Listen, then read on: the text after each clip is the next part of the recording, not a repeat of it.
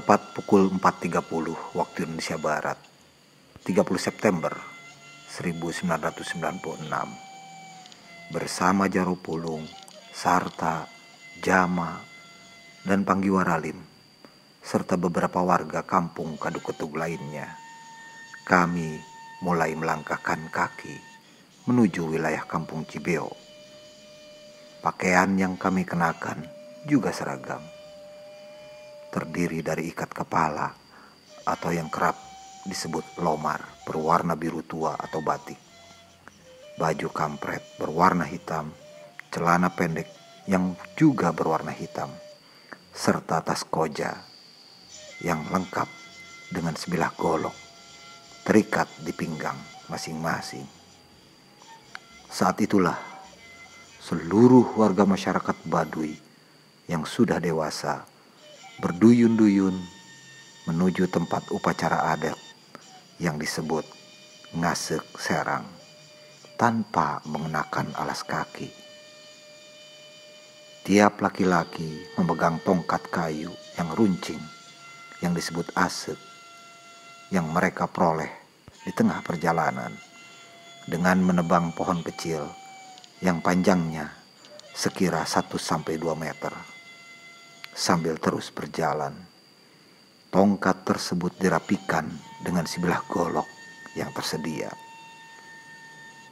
Sementara kaum perempuan menggendong bakul kecil sebagai tempat perbekalan makanan dan minuman di jalan. Mereka juga mengenakan pakaian yang warnanya didominasi hitam dan biru tua. Dengan melintasi jalan setapak, kami berjalan beriringan.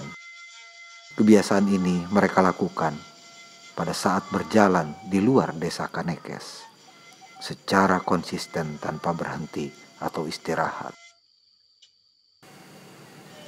Kampung Gaduketer saat itu adalah satu-satunya pemukiman penduduk yang kami lalui.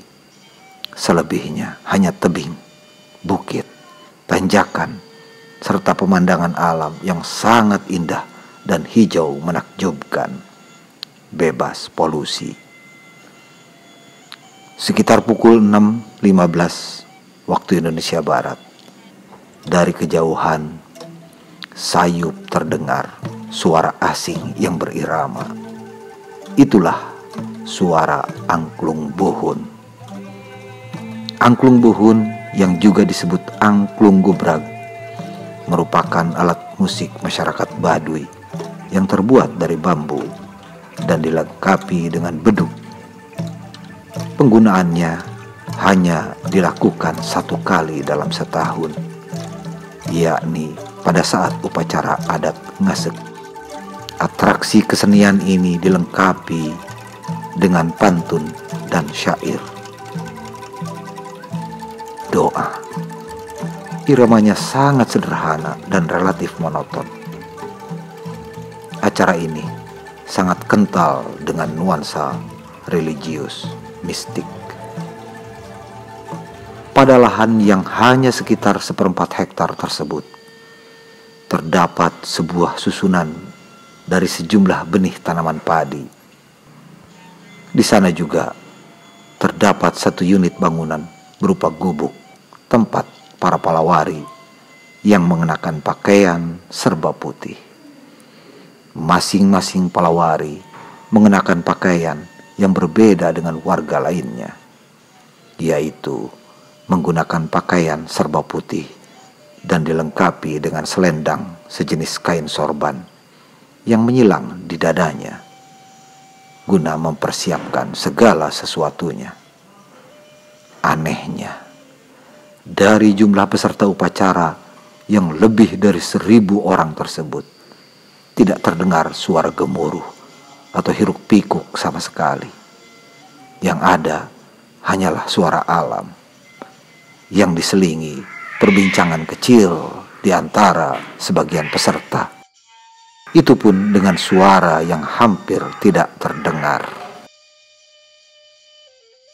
Kaum laki-laki yang sudah siap dengan tongkat runcingnya berjejer di pinggir lahan huma serang, menunggu komando dari Pu'un, pucuk pimpinan di Baduy.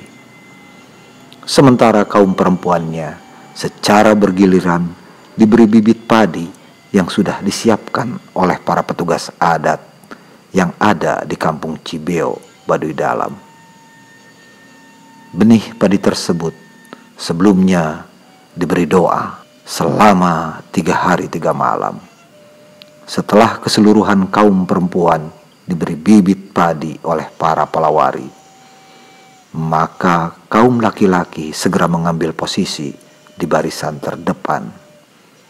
Dipimpin oleh Pu'un dan para pembantunya, mereka mulai membuat lubang kecil sebagai tempat untuk meletakkan benih padi yang berada di tangan kaum perempuan. Jaraknya hanya sekitar 5-10 cm.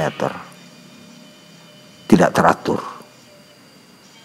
Sungguh sebuah fenomena yang sangat menakjubkan.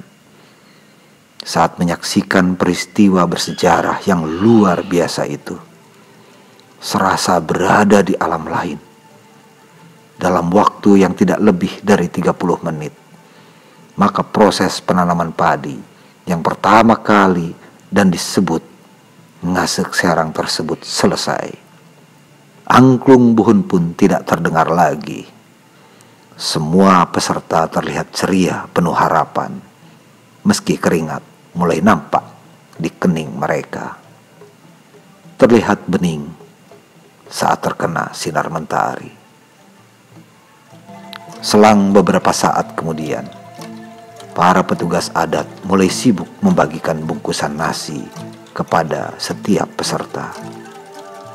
Dengan cara duduk atau jongkok, mereka mulai memakan nasi bungkus itu. Semuanya mendapatkan makanan tersebut. Saat beberapa tokoh adat mempertanyakan perihal keberadaan saya sebagai peneliti pada acara yang sangat sakral tersebut, dengan cepat almarhum Jaropulung mengambil sikap.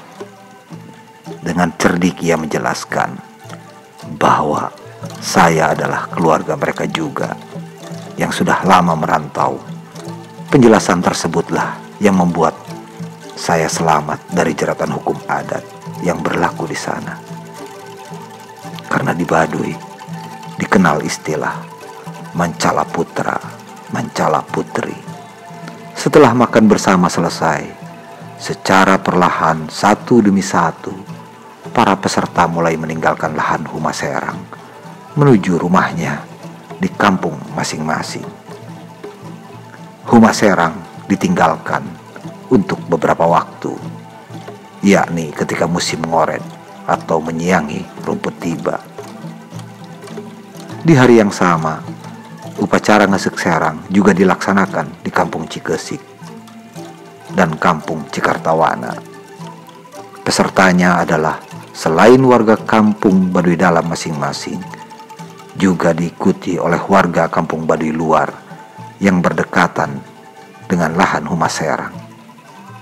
Menurut keterangan para tokoh adat, jumlah peserta upacara ngasek serang yang paling banyak biasanya terdapat di kampung Cikesik, yakni bisa mencapai 3.000, 4-5.000. Upacara ngasek serang merupakan sebuah simbol dari kebersamaan yang dibangun oleh masyarakat Baduy, di mana setelah upacara tersebut dilaksanakan, warga masyarakat yang sudah membersihkan lahan garapannya masing-masing dibolehkan mulai menanam benih padi yang juga sudah disiapkan sebelumnya. Jadi, sebelum upacara ngasek serang dilaksanakan, tak satupun warga yang boleh mendahului menanam padi. Kita ketemu lagi di edisi berikutnya. Mohon maaf. Wassalamualaikum warahmatullahi wabarakatuh.